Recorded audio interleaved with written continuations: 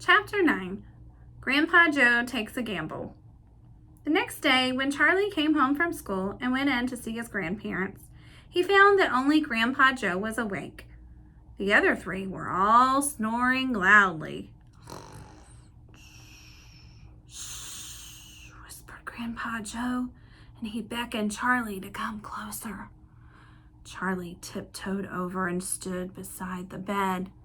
The old man gave Charlie a sly grin, and then he started rummaging under his pillow with one hand. And when the hand came out again, there was an ancient leather purse clutched in his fingers. Under cover of the bedclothes, the old man opened the purse and tipped it upside down. Out fell a single silver 10-cent piece. "It's my secret hoard," he whispered. "The others don't know I've got it. And now you and I are going to have one more fling at finding the last ticket. How about it, eh? But you'll have to help me." "Are you sure you want to spend your money on that, Grandpa?" Charlie whispered.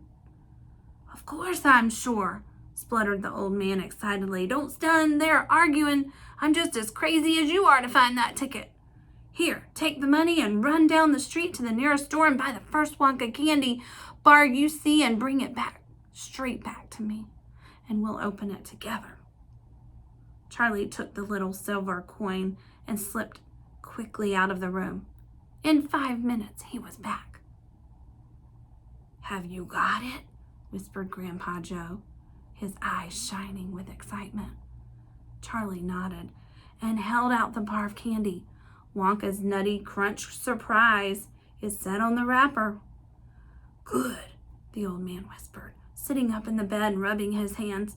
"Now come over here and sit close to me and we'll open it together. Are you ready?" "Yes," Charlie said. "I'm ready."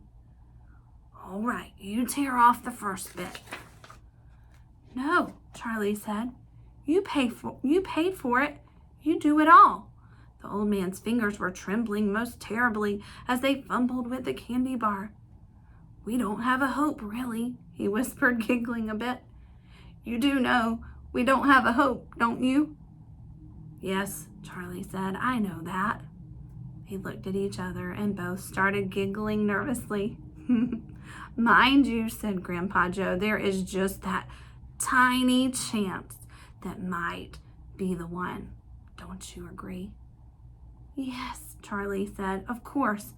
Why don't you open it, Grandpa?" "All in good time, my boy, all in good time.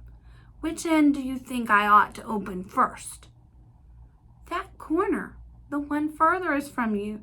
Just tear off a tiny bit, but not quite enough for us to see anything." "Like that?"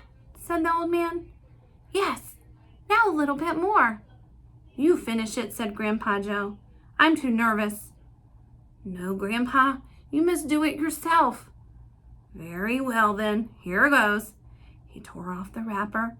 They both stared at what lay underneath. It was a bar of candy, nothing more. All at once, they both saw the funny side of the whole thing, and they burst into peals of laughter. "What the heck's going on?" cried Grandma Josephine, waking up suddenly.